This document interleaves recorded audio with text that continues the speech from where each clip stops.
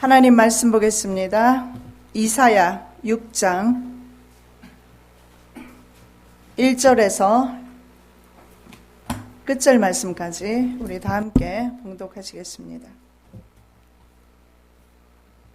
우시야 왕의 죽던 해에 내가 본즉 주께서 높이 들린 보좌에 앉으셨는데 그 옷자락은 성전에 가득하였고 스랍들을 모셔 섰는데 각기 6 날개가 있어 그 둘로는 그 얼굴을 가리었고 그 둘로는 그 발을 가리었고 그 둘로는 날며 서로 창화하여 가로되 거룩하다 거룩하다 거룩하다 만군의 여호와여 그 영광이 온 땅에 충만하도다. 이같이 창화하는 자의 소리로 인하여 문지방의 터가 요동하며 집에 연기가 충만한지라. 그때 내가 말하되 화로다 나여 망하게 되었도다. 나는 입술이 부정한 사람이요 입술이 부정한 백성 중에 거하면서 만군의 여호와이신 왕을 배웠음이로다. 때에 그 서랍의 하나가 화자로 단에서 취한 바 핀 숫을 손에 가지고 내게로 날아와서 그것을 내 입에 대며 가로되 보라 이것이 내 입에 닿았으니 내 악이 제하여졌고 내 죄가 사하여졌느니라 하더라. 내가 또 주의 목소리를 들은 적 이르시되 내가 누구를 보내며 내가 누구를 우리를 위하여 갈고 그때 내가 가로되 내가 여기 있나이다. 나를 보내소서. 여호와께서 가라사대 가서 이 백성에게 이르기를 너희가 듣기는 들어도 깨닫지 못할 것이요 보기는 보아도 알지 못하리라 하여 이 백성의 마음으로 둔하게 하며 그 귀가 막히고 눈이 감기게 하라. 염려컨대 그들이 눈으로 보고 귀로 듣고 마음으로 깨닫고 다시 돌아와서 고침을 받을까 하노라. 내가 가로되 주여 어느 때까지니까 대답하시되 성읍들은 황폐하여 거민이 없으며 가옥들에는 사람이 없고 이 토지가 전폐하게 되며 사람들이 여호와께 멀리 옮겨와서 이 땅 가운데 패한 곳이 많을 때까지니라.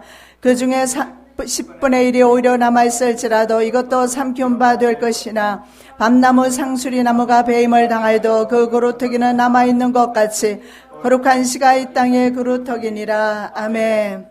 사랑의 예수님 감사합니다. 저희들에게 주님 앞에 나와서 기도하며 찬양하며 예배할 수 있는 은혜 주심을 감사합니다. 듣기는 들어도 깨닫지 못하고 보기는 보아도 알지 못하며 마음으로 둔하게 되며 그 눈이 감기게 하라고 주님께서 이사야 선지자를 통해서 말씀하십니다. 재앙입니다.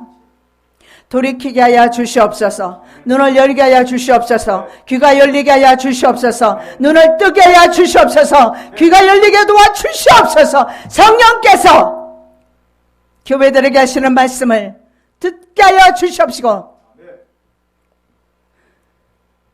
자기의 마음에 기뻐하는 대로 성경 말씀을 해석하지 않게 도와주시고 받지 않게 도와주시옵시고 말씀은 하나님의 말씀대로 받는 거룩한 백성들 되게 해주시옵소서. 감긴 눈이 떨어지기를 원합니다. 막힌 귀가 열리기를 원합니다. 에바다 역사가 나타나기를 원합니다. 열어 주시옵소서. 저희들의 귀와 눈을 열어 주시옵시고 완악한 마음의 문을 열어 주시옵소서. 주님 오실 때가 임박한데 언제까지 우리가 세상에 취하여 살겠습니까? 용서하여 주시옵시고 주님 한 분만으로 만족하며 주님만을 주인 삼고 살아가는 거룩한 백성들 되게 하여 주시옵소서. 오늘도 하나님의 말씀을 대언하고자 합니다. 성령께서 이 시간에 꼭 주시기를 원하시는 말씀 안에 증거할 수 있도록 도와주시옵소서. 인간의 모습은 감추어 주시옵시고 죄악된 모습은 감추어 주시옵시고 입술만을 사용하여 주시옵소서. 먼저 성령으로 충만케 도와주셔서 하나님의 말씀을 대언케 하여 주시옵소서. 거룩하신 예수 그리스도 이름으로 기도드립니다. 아멘. 거룩한 씨 그루터기에 대해서 제목의 말씀으로 우리가 함께 은혜 받기를 원합니다. 시대상을 보면 남유다 얘는 우시야 왕 그리고 북이스라엘은 여로보암 2세 7세 때입니다. 백성들은 경제적인 번영을 누리고 있었습니다. 국가적으로도 안정된 상태로 보입니다. 그런데 문제는 종교적으로 가장 타락한 그러한 상태였습니다. 이사야 선지자가 본문의 말씀을 예언할 때 말입니다. 당시 이사야 선지자가 어렸을 때부터 이제 이 우시아 왕과 그리고 여로보암 2세, 7세 때 이사야 선지자가 자라나서 그리고 예언 활동을 하고 있습니다. 종교적으로 아주 타락했습니다. 당시에 예굽의 힘은 약해졌습니다. 아수르는 다른 나라를 공략하기 위해서 다른 곳으로 그 시선이 가 있었습니다. 그래서 비교적 이스라엘은 안정적이었다 말입니다. 이런 국제적인 정세는 하나님에 의해서 사실은 이루어지는 것임을 그들은 몰랐던 겁니다. 그러한 그 외적의 침입이 없는 상황 속에서 내적으로는 경제적인 번영을 누리고 그랬지만 실제적으로 영적으로는 죽어 있었던 그런 상태에 이제 이사야 선지자가 말씀을 증가하고 있습니다. 자, 남유다 왕 아하스는 북이스라엘 왕과 남유다 왕 아하스, 북이스라엘 왕과 그리고 수리아가 동맹을 맺게 됩니다. 왜 동맹을 맺느냐? 아수르 왕 디글렛 블레셋이라는 3세가 팔레스타인을 향해서 눈을 돌리기 시작하는 겁니다. 그랬을 때 북이스라엘과 수리아, 그래서 성경에 보면 베가라고 나옵니다. 이스라엘 왕입니다. 그들이 동맹을 맺으면서 남유다 왕 아하스와 함께 동맹을 맺기를 거절하는데 아하스는 그들과 동맹을 맺지 않고 대신에 아수르와 동맹을 맺습니다. 아수르의 조공을 바치면서 살아남기를 꾀한 겁니다. 이 인간의 생각이죠. 이사야 선지자가 아하스 왕을 찾아갔습니다. 그래서 이사야 선지자가 아하스 왕에게 말하기를 징조를 구해라. 7장에 나오는 내용이죠.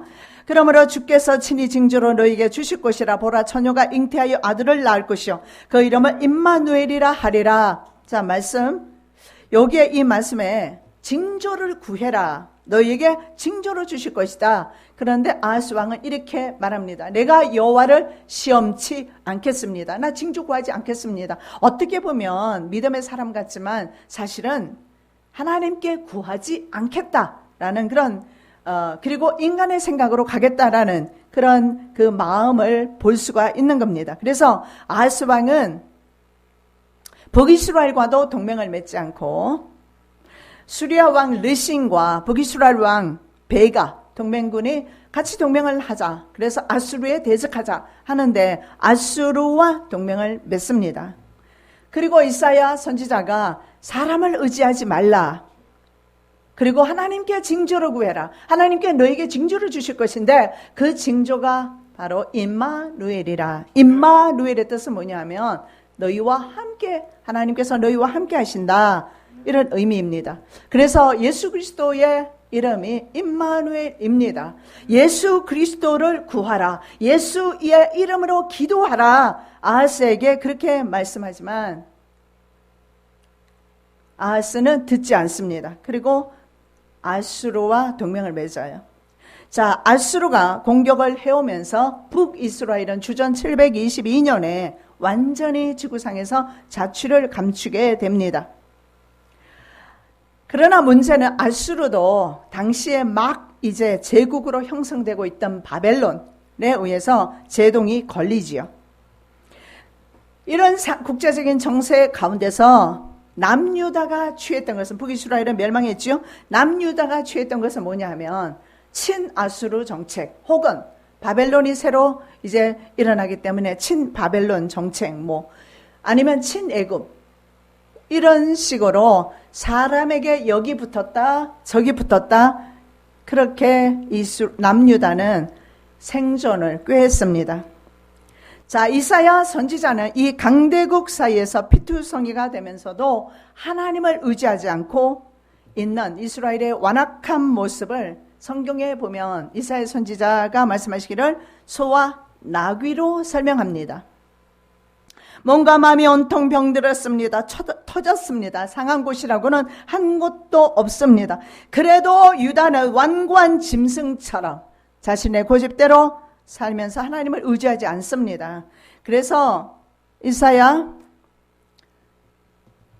좀 길지만 이사야 1장 2절에서 8절 말씀 보면 하나님께서 얼마나 기가 막히면 하늘과 땅을 증인으로 법정에 소환하면서 이스라엘을 고백하는 이스라엘을 고소하는 것이 나와 있어요. 다 길기 때문에 다 읽지 않습니다. 제가 읽습니다. 하늘이여 들어라, 땅이여 귀를 기울여라. 여호와께서 말씀하시기를 내가 자식을 양육하였거늘 그들이 나를 거역하였도다. 소는 그 임자를 알고 나귀는 주인의 구유를 알건만은 이스라엘은 알지 못하고 나의 백성은 깨닫지 못하는도다.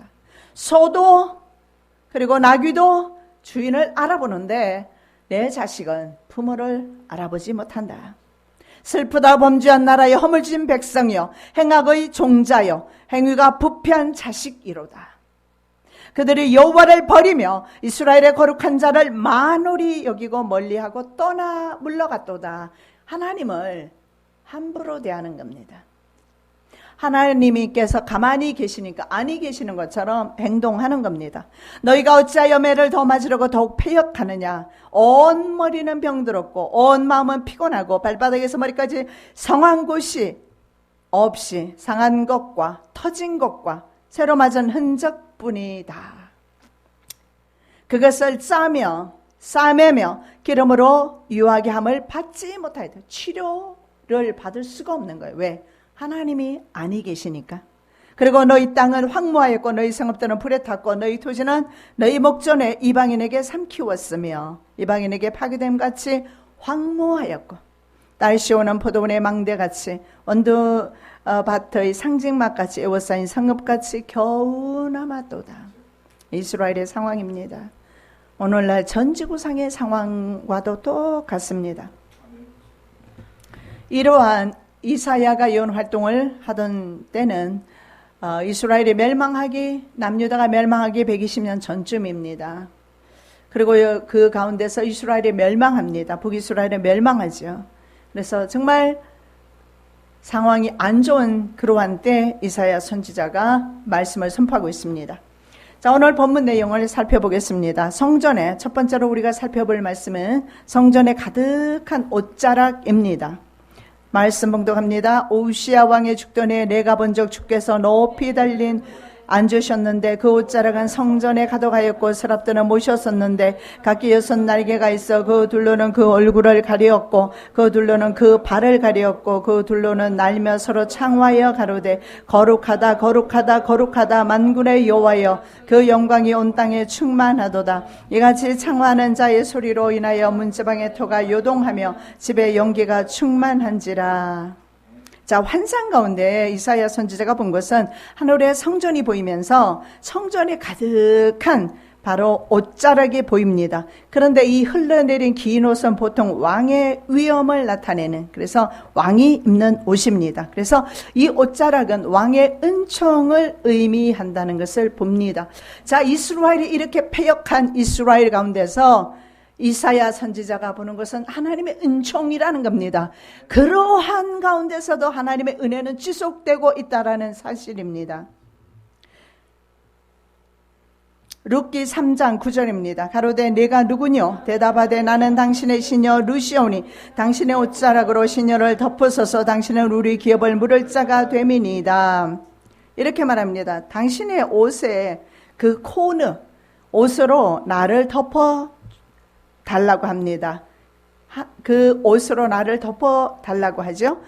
그 다음에 이렇게 말합니다. 당신은 우리 기업을 물을 자임이니라. You are a kinsman redeemer. 이렇게 나와 있어요. 기업 물을 자, 바로 나오미 가정에 자식이 끊어졌습니다. 보아스를 통해서 나오미 가정이 다시 대를 잇게 됩니다. 이 기업 물을 자는 사실은 대속자 예수 그리스도를 말씀하는데, 기업 물을 자, 킨스맨 리디머는 고엘이라고 합니다. 고엘은 바로 예수 그리스도가 바로 고엘입니다. 온 인류를 자신의 피로써 그 죄를 담당하신 겁니다. 그리고 우리를 생명으로 인도하시는 고엘이 되신 겁니다. 그래서 나오미 가정을 일으킬 사람이 바로 킨스맨 리디머 보아스가 되는 겁니다. 이 보아스의 후손으로 예수 그리스도께서 오시고 예수 그리스도께서는 온 인류의 속죄를 담당하셨어요. 그래서 이 기노선 바로 하나님의 우리들에게 향하신 은총임을 보여주고 있습니다. 자, 스랍들이 모여섰습니다. 세라핌이라고 하는데 이 스랍들이 모여서서 이렇게 말합니다. 거룩하다 거룩하다 거룩하다 만군의 여호와여 그 영광이 온 땅에 충만하도다 하고 소리치고 있습니다. 여기에 계속해서 반복되는 말씀 거룩 카도슈라고 합니다. 이 카도슈라는 거룩이라는 말은 생존 세계에 살고 있는 인간과 완전히 구별되는 하나님의 속성인 신적 존재, 하나님의 속성을 가리킵니다. 반대 그와 비슷한 단어지만 영광입니다. 영광 카보드라고 하는데 인간의 구원 사역과 밀접한 관계가 있는 단어입니다. 자, 영광은 하나님의 그 신적 현현이라 하나님의 모습이 인간에게 나타나시는 겁니다. 구원 사역을 위한 현현입니다. 오염된 인간 역사 가운데 임하시는 하나님의 거룩하심을 이사야 선지자가 보고 있습니다. 자, 마태복음 17장 2절입니다. 저희 앞에서 변형되사 그 얼굴이 해같이 빛나며 옷이 빛과 같이 휘어졌더라. 자, 여기에서 예수님의 모습이 변형되는 모습이 있습니다. 하나님의 영광입니다. 이 영광을 세 제자가 보고 초막셋을 짓고 여기서 살기를 원합니다. 이 영광은 구원 사역과 연결되어 있다 말씀드렸어요. 인간의 구원을 위해서 천국에서 주어지는 그 생명을 위해서 하나님께서 우리들 가운데 임재하시는데 신약 시대에 오면서 이 하나님의 영광은 성령님으로 임하십니다. 저와 여러분은 이미 그 성령님을 경험하셨어요. 하나님의 영광의 체험에 들어갔단 말입니다. 이 하나님의 영광은 실제적으로 이스라엘을 광야에서 인도하셨던 바로 쉐키나 영광입니다. 출애굽기 13장 21절 22절 여호와께서 그들 앞에 행하사 낮에는 구름 기둥으로 그들의 길을 인도하시고 밤에는 불 기둥으로 그들에게 비추사 주야로 진행하게 하시니 낮에는 구름 기둥 밤에는 불 기둥과 이 백성 앞에서 떠나지 아니하니라. 자, 보세요. 밤에는 불 기둥으로 낮에는 구름 기둥으로 이스라엘 백성을 밤낮으로 전후 좌우에서 호위하시는 분이 바로 하나님이십니다. 그것이 바로 쉐키나 하나님의 영광입니다. 그 하나님의 쉐키나 영광이 때로는 우리의 구원을 위하여서 개인에게 각자의 심령에게 나타나신다라는 겁니다. 더욱더 하나님의 쉐키나 영광으로 충만하시기를 예수 그리스도 이름으로 축복합니다. 두 번째로 살펴볼 말씀은 사죄의 은총입니다. 오늘 본문의 아주 중요한 말씀 우리 찬송도 불렀죠. 271장. 자, 5절에서 7절 말씀입니다. 그때 내가 말하되 화로다 나라여 망하게 되었도다. 나는 입술이 부정한 사람이요 입술이 부정한 백성 중에 거하면서 만군의 여호와이신 왕을 배웠음이로다. 때에 그 서랍의 하나가 화조로 단에서 취한 바 핀 숫을 손에 가지고 내게로 날아와서 그것을 내 입에 대며 가로되 보라 이것이 내 입에 닿았으니 내 악이 제하여 졌고 내 죄가 사여 졌느니라 하더라. 아멘. 자, 하나님의 영광을 체험하고 나니까 가장 먼저 생각나는 것이 뭐였어요? 저는 이사야 59장 말씀을 성령께서 임하실 때 받았어요. 내가 너의 기도를 듣지 못하는 것이 아니라 너하고 나 사이의 죄악의 담 때문에 내가 너의 기도를 듣지 못한다. 하나님의 그 음성을 들으면서 내 죄가 얼마나 주홍같이 붉은지 그때서야 비로소 알았어요. 성령께서 오셨을 때 하시는 일은 죄를 생각나게 해주신다. 남의 죄에 관여하는 것이 아니라 내 죄를 먼저 보게 된다라는 겁니다. 이사야 선지자도 마찬가지입니다. 하나님의 영광의 임재를 보고 나니까 나 망했다. 나는 이제 죽었구나. 왜냐하면 나는 부정한 사람이고, 부정은 제사와 관련된 단어입니다. 이스라엘 백성이 제사가 없습니까? 수많은 제사를 드렸습니다. 우리가 예배가 없습니까? 그렇게 많은 예배를 드립니다. 그런데도 불구하고 하나님 앞에 섰을 때는 여전히 부정합니다. 내가 부정하고 부정한 백성 가운데 거하면서 내가 살아계신 만군의 여호와를 배웠구나. 난 이제 죽었구나. 맞습니다. 이런 고백이 나에게서 나와야 합니다. 자, 그랬을 때 하나님께서, 여호와께서 제단에 있는 숯불을 가져와서 입술에 대어 줍니다. 그리고 이렇게 말씀하죠. 보라, 이것이 내 입에 닿았으니 내 악이 제하여졌고 내 죄가 사여졌느니라. 내 입에 닿았으니, 제단 숯불 내 입에 닿았으니 내 악이 제하여졌고 내 죄가 사여졌느니라. 이 선포가 오늘 저와 여러분에게 주시는 선포인 줄로 믿습니다. 하나님의 그 제단 숯불이 내 입에 닿은 줄로 믿습니다. 사모하시기 바랍니다. 제단 숯불 사모하시기 바랍니다. 이 제단 숯불은 하늘에 있는 성전의 향단의 불입니다. 시편 32편 1절입니다. 허물의 사함을 얻고 그 죄의 가림을 받은 자는 복이 있도다. 복권에 당첨되는 것이 복이 아니라, 내 자식이 세상에서 성공하는 것이 복이 아니라, 용서받은 사람이 복이 있다.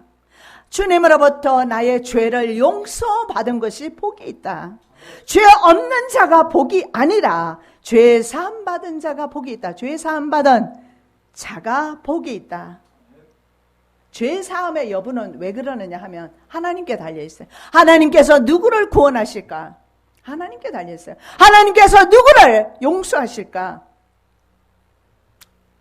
하나님의 결정입니다. 내가 용서받은 것은 복권에 당첨된 것보다 더 기적입니다. 복권에 당첨되는 기적이요, 평생 살면서 번개에 맞는, 번개불에 맞는 것보다 더 희박하다고 그래요. 우리가 평생 살면서 번개 맞을 일이 몇 번이나 있을 것 같아요. 그러나 진짜 기적은 내가 주님으로부터 용서받은 죄인으로 섰다라는 거예요. 다윗의 위대함이 거기에 있습니다. 허물의 사함을 얻고 그 죄의 가버림을 받은 자가 복이 있다. 이 허물은 하나님이 신하가 왕에게 배신하는 것을 말합니다. 반역이지요. 우리는요, 근본적으로 습성 자체가 하나님을 반역하게끔 되어 있어요.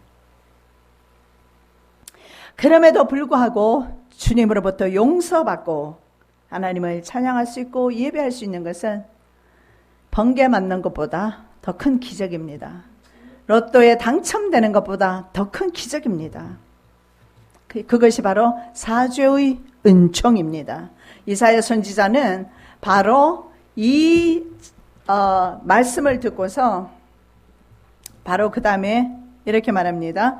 나를 보내소서. 세 번째로 우리가 생각해 볼 말씀은 구속받은 자의 반응입니다.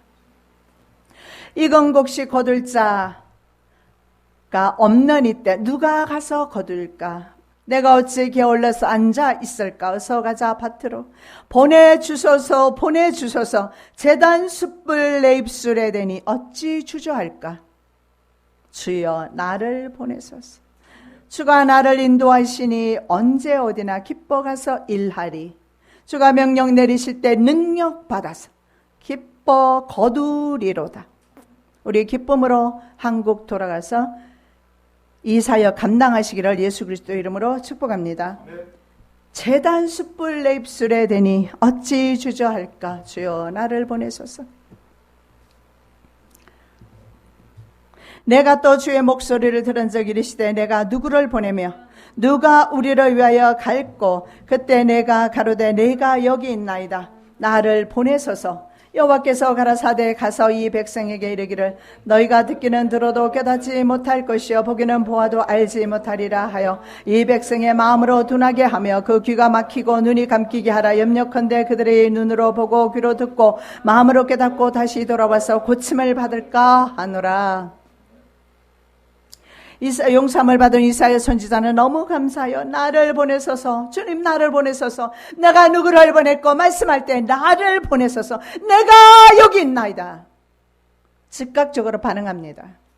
당연한 것이 주님을 배웠거든요. 영광 중에 계시는 주님을 배웠고 그 영광스러운 성전을 배웠고 영광스러운 주님을 배웠고 그 주님을 증거하지 않을 수가 없는 거예요. 안 보이니까 안 증가하는 거예요. 보이면 그 좋은 것을 자랑하지 않겠습니까? 그런데 이사야 선지자에게 하나님께서 말씀하십니다. 이사야 선지자는 주님께 반응하는데 반면에 백성들은 꽉 막혔습니다. 그들이 하나님이 없는 백성입니까? 그들에게 제사가 없습니까? 그들에게 제물이 없습니까? 하나님 앞에 드리는 모든 절기와 그리고 안식일 모든 것들은 갖춰져 있는, 어떻게 보면 모양으로 봤을 때는 가장 제사를 잘 드리는 그런 백성이었습니다. 그런데 그들은 하나님과 단절되었어요. 디스커넥트 되어 있어요.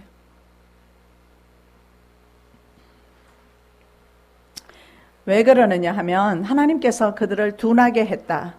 그리고 그들의 귀를 막아버렸다. 눈을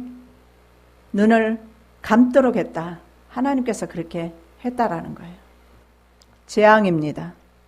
하나님이 우리의 원수가 되면 재앙입니다.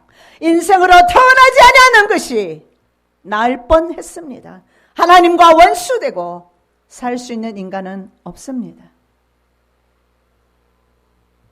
하나님께서 이렇게 말씀합니다. 그 마음은 둔하게, 귀는 막히게, 눈은 감기게 하라. 둔하게 하라는 것은 뭐냐 하면,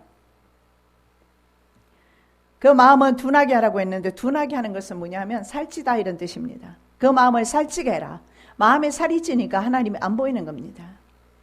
세상으로 살찌니까 하나님이 보이지 않는 거예요.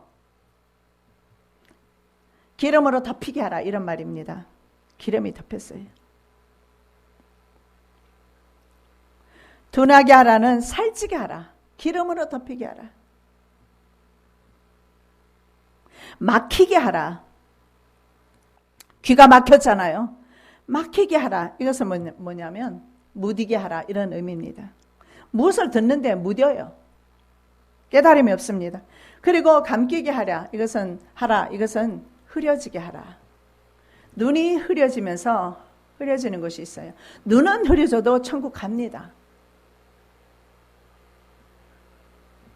안경을 껴도 저는 잘 안 보이니까 성경을 더듬을 때도 있는데 그래도 난 천국 간다고요. 그러나 문제는 영적 통찰력이 없으면, 영적으로 이 세상을 바라보지 못하고 다시 오실 주님을 바라보지 못한다면 망한다라는 거예요. 영적 불감증의 상태입니다. 마음은 너무나 기름으로 덕지덕지 살이 붙어 있죠. 눈은 덮여서 보이지 않지요. 귀도 무뎌서 들을 수가 없습니다. 흐려져서 들을 수가 없습니다. 그래서 계시록에 보면 아시아에 보내는 7교회 보내는 편지에서 주시는 말씀이 계속해서 귀 있는 자는 성령께서 교회들에게 하시는 말씀을 들어라. 아멘. 귀 있는 자는 성령께서 하시는 말씀을 드려라. 통찰력이 없습니다. 눈이 흐려졌어요. 그리고 막혔습니다. 무뎌졌습니다. 살쪘습니다. 인앤아웃으로 우리 모든 것이 무감각하게 되어버렸습니다. 이것이 바로 영적 불감증의 상태입니다. 이것이 바로 오늘날 우리 기독교인의 모습이에요. 너나 나나 할 것 없이 우리 기독교인의 모습이에요.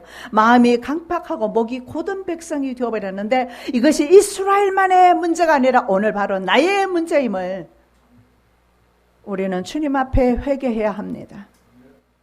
마음이 굳은 것은 가장 큰 재앙입니다. 에레미야 7장 24절입니다. 그들이 청종치 아니하며 귀를 기울이지도 아니하고 자기 악한 마음의 꾀와 강팍한 대로 행하여 그 등을 내게로 향하고 그 얼굴을 향치 아니하였으며, 하나님께서 얼굴을 그러니까 돌리셔요. 먼저 인간이 돌렸어요. 하나님도 얼굴을 돌리셔요. 하나님의 얼굴이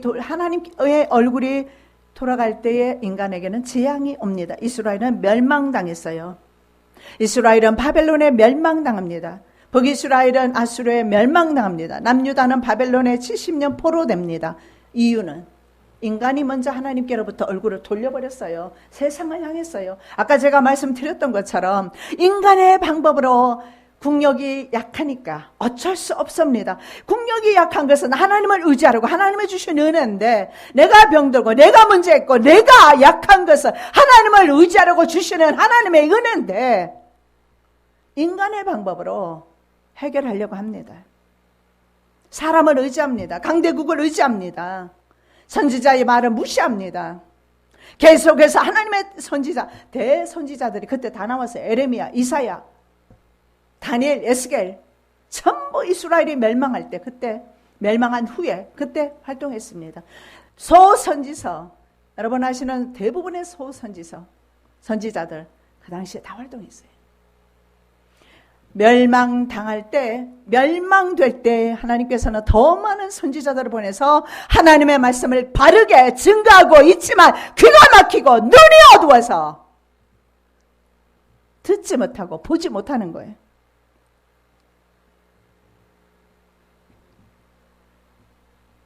등을 내게로 향했다. 정말 중요한 내용입니다. 등을 하나님께로 향했다. 그 말은 얼굴이 다른 세상을 향했다라는 말과 같습니다. 우리는 어떠한 형편에서든지 주님과 등지면 안 돼요. 등지는 순간에 재앙이 옵니다. 영원한 멸망입니다. 마태복음 13장 13절에서 15절. 그러므로 내가 저희에게 비유로 말하기는 저희가 보아도 보지 못하며 들어도 듣지 못하며 깨닫지 못함이니라. 이사야의 예언이 저희에게 이루었으니 일러서되 너희는 듣기는 들어도 깨닫지 못할 것이요 보기는 보아도 알지 못하리라. 이 백성들의 마음이 완악하여져서 그 귀는 듣기에 둔하고 눈은 감았으니 이는 눈으로 보고 귀로 듣고 마음으로 깨달아 돌이켜 내게 고침을 받을까 두려워함이니라 하였느니라. 완악한 사람, 완악한 데를 내리 그냥 가는 거예요. 바로의 마음을 하나님께서 강팍하게 하셨다, 그렇게 말씀합니다. 그래서 바로는 끝까지 10번이나 말을 변개하면서 끝까지 강팍하게 이스라엘 백성들에게 대합니다. 이사야 오늘 본문의 말씀입니다. 그 말씀을 가지고, 이사야 말씀을 가지고 예수님께서 인용하시는 겁니다. 듣기는 듣지만 깨닫지 못한, 치고 지나갑니다. 설교 말씀이 없어서 우리가 변화가 없습니까? 성경 말씀을 우리가 볼 수 없어서 우리가 변화가 없습니까? 귓구멍이 막혀서 그래. 마음이 완악해져서 듣기에 둔하고 눈은 감았다. 그래서 예수님께서 그 유명한 비유의 말씀 4가지 밭에 대해서 말씀합니다. 환난이나 핍박이 오면 뿌리가 깊지 않은, 말씀으로 뿌리로 결실하지 못하는 돌짝밭은 하나님이 기뻐하시는 아름다운 밭이 아닙니다. 그리고 그 다음에 세상에 염려와 재리가 너무 많은 사람, 항상 근심이 끊어지지 않는 사람, 우리 많이 봤죠. 이것 또한 말씀이 막혀서 결실하지 못하는 가시떨기 밭입니다. 가시는 가시 찔리니까 염려가 많겠죠. 이 사람도 역시 천국에는 합당치 않은 마음밭입니다. 천국 말씀을 듣고 깨닫지 못합니다. 미련한 거죠. 악한 자가 와서 그 마음에 뿌린 것을 빼앗습니다. 길가밭입니다. 길가는요, 돌이 많아요. 돌이 많다는 것은, 돌이 있는 곳에는 농작물이 자랄 수가 없어요. 말씀을 깊이 깨닫지 못할 때 즉 하나님의 말씀이 치고 지나갑니다. 하나님의 말씀이 나의 영의 양식이 되지 못할 때 이런 현상이 나타납니다. 이런 것들은 좋은 밭이 아니다. 옥토가 아니다. 예수님께서 말씀을 합니다. 그러나 옥토는 30배, 60배, 100배 이런 결실을 맺을 때 천국 자녀가 될 것이라 말씀합니다. 그 다음에 이제 네 번째로 살펴볼 말씀은 디아스포라가 되는 이스라엘입니다. 내가 가로되 주여 어느 때까지니까 대답하시되 성읍들을 황폐하여 거민이 없으며 가옥들에는 사람이 없고 이 토지가 전폐하게 되면 사람들이 여호와께 멀리 옮겨와서 이 땅 가운데 패한 곳이 많을 때까지니이다. 자, 영어 성경에 보니까 이렇게 되어 있어요. 언제까지, until이라는 단어를 쓰는데 the cities lie ruined, 폐허가 될 때까지 without inhabitant, 거주자가 없을 때까지 이렇게 말합니다. 가옥과 토지가 폐허가 될 때까지, 거주자가 없어질 때까지 이 시리는 멸망하게 될 것이다. 폐허가 될 것이다. 하나님의 분노는 쉬식지를 않습니다. 왜냐하면 이스라엘이 하나님께로부터 완전히 등을 돌렸기 때문에 그렇습니다. 그래서 이스라엘 백성은 처음으로 전 세계 바벨론의 디아스포라가 됩니다. 전 세계에 흩어진 유대인들을 디아스포라라고 합니다. 하나님께서 사자들을 부지런히 보냈습니다. 안 보낸 게 아니에요. 그랬는데 선지자들을 비웃고 하나님의 말씀을 멸시하며 선지자들을 욕보였습니다. 만회할 수 없게 되었습니다. 백성을 갈대아 사람 바벨론을 불러서 그들을 진멸합니다. 그리고 남은 자는 끌고 갑니다. 하나님의 백성이 이방의 종이 됩니다. 하나님의 종이 이방의 종이 되는 겁니다. 이유는 그들의 마음이 완악하기 때문에, 귀가 막히고 눈이 감겨버렸기 때문입니다. 그리고 토지는 70년 동안 그때부터 안식하게 됩니다. 더 이상 토지도 생산을 멈추고 쉼을 얻는 겁니다. 죄악된 인간 때문에 고통받던 토지가 70년 동안 7년마다 안식년을 지켜서 토지를 쉬게 해야 하는데 그것도 하지 않습니다. 인간의 탐욕은 끝이 없어요. 계속해서 땅을 갈아먹으니까 땅도 좀 쉬어야 되는데 말이죠. 그래서 땅이 70년 동안 안식하게 됩니다. 제가 처음에 책을 출판하고 났을 때 하나님께서 그런 말씀 하셨어요. 듣든지 아니든 듣든지 너는 복음을 전해라. 내가 내 이 말을 금강석처럼 굳게 만들어줄 것이다. 그러나 많은 사람들에게 반대되어질 것이다. 저는 이미 알고 있었어요. 얼마나 많은 사람들이 심지어는 마지막 때를 안다고 하는, 깨어있다고 스스로 자처하는 사람들조차도 눈이 감겨 있어요. 귀가 막혀 있다는 거 우리가 지금까지 봤습니다. 이 말씀을 듣는 저와 여러분은 열리시기를 예수 그리스도 이름으로 축복합니다. 열려야 삽니다. 살아야지요. 인생 이대로 망할 수는 없잖아요. 이렇게 지옥 갈 수는 없잖아요. 평생 예수 믿느라 고생했는데 이렇게 이 상태로 지옥 갈 수는 없는 법입니다. 남들처럼 먹을 거 다 먹고 입을 거 다 입고 놀러 갈 거 다 가고 하지도 못하면서 예수 믿는다는 이유 때문에 나는 수학여행 갈 때마다 항상 주일이 걸려서 한 번도 못 갔어요. 얼마나 그게 억울하든지. 억울하죠. 그래서 예수 믿는 것 때문에 나 손해난 게 너무 많다고 생각했던 사람 중에 한 사람이에요. 성령님 체험하고 나서 그 생각은 없어졌지만 이제는 자발적으로 안식일을 지키지만, 주일을 지키지만 얼마나 억울하냐고. 평생 예수 믿고 왜 지옥에 가서 앉아 있어야 되느냐고요. 왜냐하면 자기만의 믿음을 가졌기 때문에 말씀대로 살지 않냐고 자기 좋은 방식대로 신앙을 취했기 때문에 말씀은 말씀대로 성취될 겁니다. 내 생각과는 상관이 없어요. 말씀은 말씀대로 역사되어질 것이고 성취되어질 것입니다. 무릇 칼에서 벗어난 자를 저가 바벨론으로 사로잡아가매 무리가 거기서 갈대아 왕과 그 자손의 노예가 되어 바사국이 주재할 때까지 이르니라. 이에 토지가 황무하여 안식년을 누림같이 안식하여 70년을 지내었으니 여호와께서 예레미야의 입으로 하신 말씀이 응하였더라. 70년 바벨론 디아스포라입니다. 유대인은 이때부터 전 세계에 쫓겨다니는 그런 디아스포라 역사를 갖게 됩니다. 신명기 28장 64절의 말씀의 성취입니다. 여호와께서 너를 이 땅 이 끝에서 저 끝까지 만민 중에 흩으시리니 내가 그곳에서 너와 내 열조에 알지 못하는 목석 우상을 섬길 것이라. 망했습니다, 이스라엘은. 왜냐하면 살아계신 하나님을 섬기는 대신에 이방에 끌려가서 목석 우상을 섬기는 거예요. 자, 네 번째로 살펴볼 말씀은 이 땅의 그루터기, 거룩한 씨에 대해서 살펴보겠습니다. 6장 13절입니다. 그 중에 10분의 1이 오히려 남아있을지라도 이것도 삼킨 바 될 것이나 밤나무 상수리 나무가 배임을 당해도 그 그루터기는 남아있는 것 같이 거룩한 씨가 이 땅의 그루터기니라. 아멘. 10분의 1이 남아있을지라도 이것도 삼키워진다. 무슨 말입니까? 10분의 9는 이미 있잖아요. 죽거나 붙들려 갔거나. 그런데 10분의 9가 망했습니다. 그리고 10분의 1이 남았어요. 근데 10분의 1조차도 삼킨 바 될 것이다. 그렇다면 무슨 말입니까? 거의 10분의 1도 안 되는 백성들이 남게 되는 것을 말씀하고 있습니다. 소망 없는 우리 인류에게 그루터기가 소망인 것을 보게 됩니다.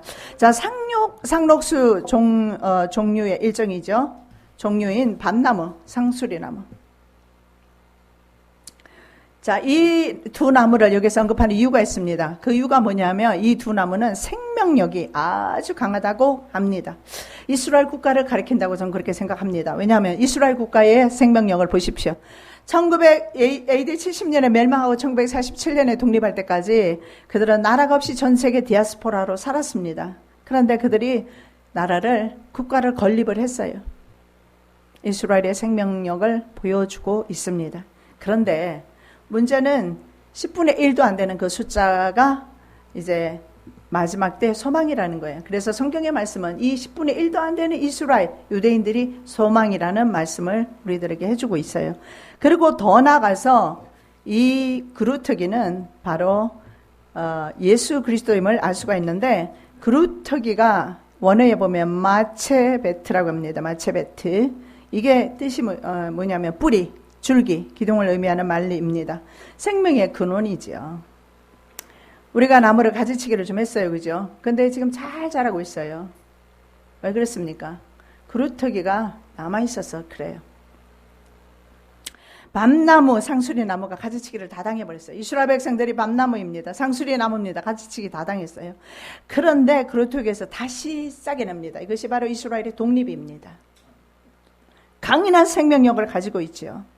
스가랴 3장 8절입니다. 대제사장 여호수아야, 너와 내 앞에 앉은 내 동료들은 내 말을 들을 것이니라. 이들은 예표의 사람이라. 내가 내 종 순을 나게 하리니. 순이 바로 브랜치라고 하는데, 이 브랜치 바로 순, 뿌리, 줄기, 싹이죠. 그루터기입니다. 여기에서 순이 나기 때문에, 그루터기에서 순이 나기 때문에 약간은 좀 다르지만요.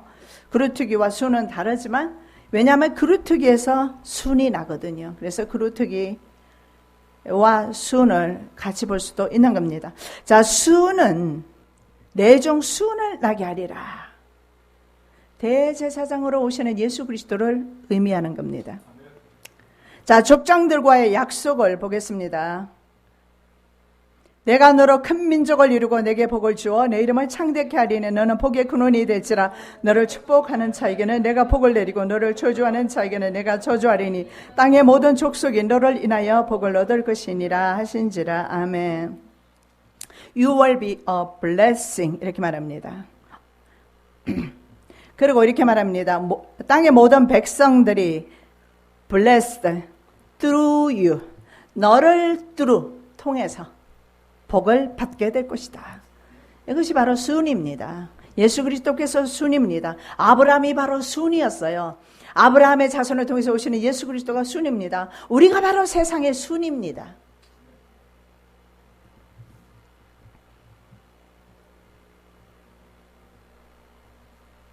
창세기 27장 29절 만민이 너를 섬기고 열국이 내게 굴복하리니 내가 형제들의 주가 되고 내 어미의 아들들이 내게 굴복하며 내게 저주하는 자는 저주를 하고 내게 축복하는 자는 복을 받기를 원하노라. 야곱에게 주시는 또한 그 블레싱입니다. 너를 통해서 민족이 복을 받게 될 것이다. 그래서 야곱의 12자녀를 통해서 이스라엘 민족이 형성됩니다.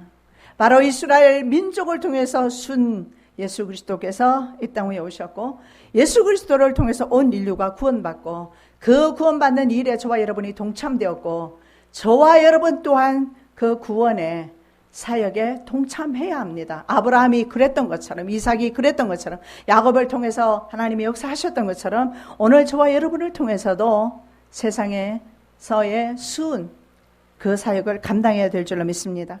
복의 근원은 이새의 줄기에서 나오는 한 줄기이다. 이사야 11장 1절입니다. 이새의 줄기에서 한 싹이 나며 그 뿌리에서 한 가지가 나서 결실할 것이요. 이새의 줄기 누굽니까? 다윗 왕이죠. 다윗 왕은 상징적입니다. 만왕의 왕으로 오시는 예수 그리스도를 상징하는 분이 바로 다윗입니다. 여기에 보니까 한 가지 이렇게 말합니다. 뿌리에서 한 가지가 나와요. 이것이 바로 브랜치. 그루터기에서 말이죠. 그루터기에서 한 가지가 나오죠. 12지파 가운데서 한 가지가 나옵니다. 그죠? 그 한 가지가 바로 다윗 유다 지파입니다. 자, 한 가지. 그 중에서 다윗입니다. 그리고 더 나가서 예수 그리스도인데 한 가지를 넷제르라고 합니다. 이 넷제르는 우리가 생각하는 그 나무 가지 말이죠. 그 나무가 높이 올라가면 가지가 많잖아요. 그 가지를 가리키는 것이 아니고 이 가지는요. 그래서 이것을 브랜치, 순이라고 하는 이유가 뿌리에서 나오는 가지들입니다. 이 나무가 그런 것 같아요. 다른 나무와 다르게. 그래서 이 가지는 우리가 육안으로 보기에 드러난 가지가 아니라 상부로 올라온 가지가 아니라 뿌리에서 나오는 가지, 이것을 넷제르라고 합니다. 생명입니다. 넷제르는 생명이에요. 바로 예수 그리스도를 상징하는 겁니다. 그래서 원을 그리면서 이것이 뿌리에서 쫙 나오죠. 우리도 뿌리 캐보면 그런 거 나올 거예요. 아마 나오죠. 그런 가지를 말하는 거예요. 원을 그리면서 잘하는데요. 전부 다 잘라준답니다. 다 잘라주고 한 개, 혹시 아니면 2개 정도 남겨둔다고 합니다. 이 남겨진 한 개가 넷제르입니다. 이것이 바로 이스라엘의 소망이었어요. 이것이 바로 이스라엘의 남겨진 믿음의 사람 다니엘과 에스겔 같은 믿음의 사람이었고 이 믿음의 사람을 인도하시는 예수 그리스도이심을 볼 수가 있습니다. 자, 어린 묘목 넷제르는요. 보잘것없는 다윗 가문과 메시아를 상징합니다. 다윗 가문을 통해서 다윗은 왕이 되기 전에 다윗 가문은 사울 가문에 비해서는 그렇게 유력한 가문은 아니었어요. 사울 가문은 굉장히 유력한 가문이었다고 그랬어요. 힘이 있는 가문이었어요. 그러나 다윗은 그렇지는 않았어요. 목자였습니다. 다윗 가문도 마찬가지였지만 예수님도 또한 다윗 가문에서 오셨는데 예수님은 정말로 멸시받는 빛이나 모습으로 오셨어요. 왕의 자손으로 예수님께서 오셨지만 실제로 예수님 오셨을 때를 생각해 보세요. 왕자로 오셨어요? 그러진 않았어요. 마국간에서 태어나야 했습니다. 그리고 멸시하는 나사렛이라는 곳에서 태어났습니다. 나사렛 사람이라 칭한다. 이 선지자 나사렛, 마태복음 2장 23절입니다. 나사렛이란 동네에 와서 삽니다. 나사렛이란 동네에 와서 사니 이는 선지자로 하신 말씀에 나사렛 사람이라 칭하리라 하심을 이루라 하심이라. 자, 다시 예수님께서 나사렛이라는 동네에서 살면서 예수님의 이름은 나사렛 예수가 됩니다. 자, 이 나사렛이 뭐냐면 나자렛. 언어가 나자렛인데 싹이라는 뜻입니다. 순이라는 뜻이에요. 나사렛은 바로 넷제르에서 파생된 단어임을 알 수가 있습니다. 그래서 싹, 어린 순이란 뜻의 넷제르에서 나자렛, 우리는 나사렛 이렇게 번역했는데 나자렛 이렇게 나와 있습니다. 원어에. 자, 예수 그리스도께서는 나사렛 사람이라는 별명을 평생 안고 사셨어요. 이것은 사람들이 예수를 경멸하기 위해서 사용했던 단어입니다. 나사렛 예수시여. 주님께 부르짖었던 병자의 그 부르짖음을 기억해 보시면 믿음의 고백입니다. 왜 그러느냐? 다른 사람은 나사렛 예수라는 것을 경멸할 때 사용했는데 이 사람은 그것을 자기의 믿음으로 받아들였거든요. 갈릴리 한 성읍입니다. 나사렛은. 그런데 땅이 비옥하지 못했죠. 모래 땅이었습니다. 거기다가 산이 둘러싸여 있어서 도무지 발전이 되지 못했던 곳이 바로 나사렛입니다. 그래서 경제적인 자립도가 아주 낮습니다.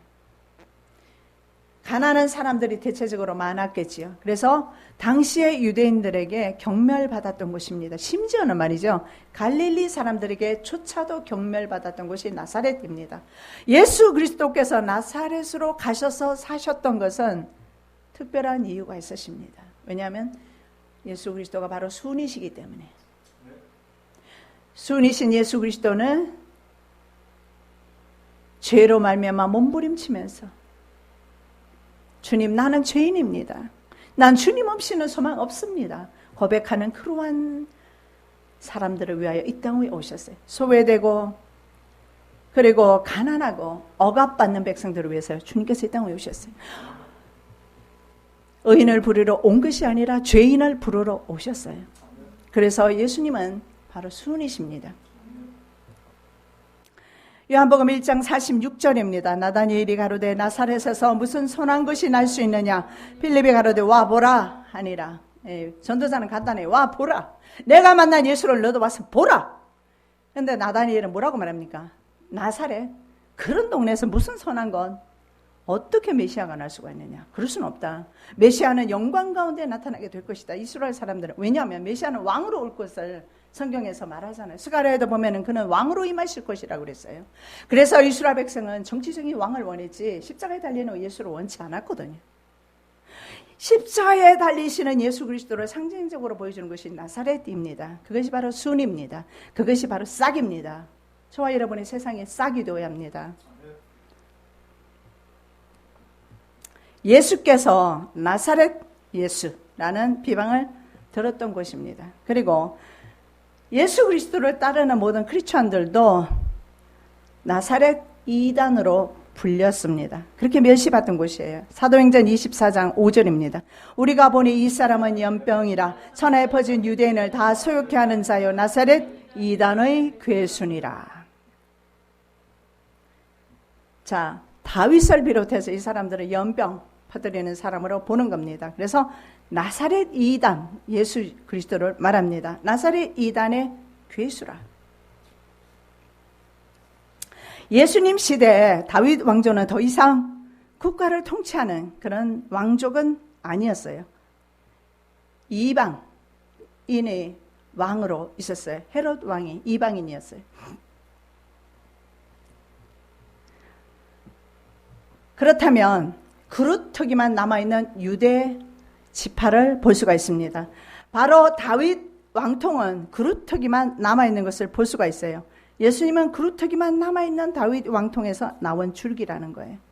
조롱과 멸시를 받으며 비천한 환경에서 자라났습니다. 이사야 53장 2절에서 3절에서 말씀하고 있습니다. 그는 주 앞에서 자라나기를 연한 순 같고 마른 땅에서 나온 줄기 같아서 고운 모양도 없고 풍채도 없은즉 우리의 보기에 흠모할 만한 아름다운 것이 없도다. 그는 멸시를 받아서 사람에게 실어버린 바 되었으며 강고를 많이 겪었으며 질고를 아는 자라. 마치 사람들에게 얼굴을 가리우고 보지 않음을 받은 자 같아서 멸시를 당하였고 우리도 그를 귀히 여기지 아니하였도다.